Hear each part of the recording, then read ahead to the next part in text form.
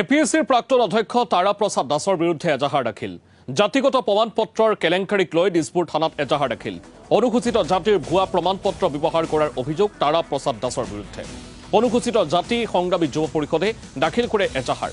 লগতে বয়সৰ প্ৰমাণপত্ৰৰো জালিয়াতি কৰাৰ অভিযোগ। আমি এই মুহূৰ্তত পুনৰবাৰ উল্লেখ কৰিব বিচাৰিছোঁ, যিহেতু এপিএছচিৰ প্ৰাক্তন অধ্যক্ষ তাৰা প্ৰসাদ দাসৰ বিৰুদ্ধে এজাহাৰ দাখিল কৰা হৈছে।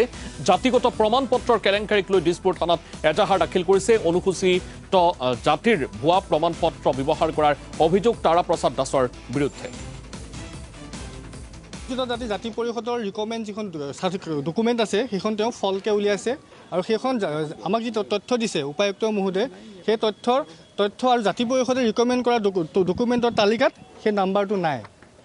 তাৰা প্ৰসাদ দাসে অনুসূচিত জাতিৰ লোক নহয়, তাৰ পিছতো তেওঁৰ জাতিগত প্ৰমাণপত্ৰ ভালদৰে তদন্ত নকৰি যে 1994 সুপ্ৰিম কোৰ্টৰ যিটো গাইডলাইন আছিলে সেই গাইডলাইনটো অমান্য কৰি জিলা আয়ুক্তৰ কাৰ্যালয়ে তেওঁক কেনেকৈ জাতিগত প্ৰমাণপত্ৰ দিলে, এইটো এটা ৰহস্যকৰণ হৈ গৈছে।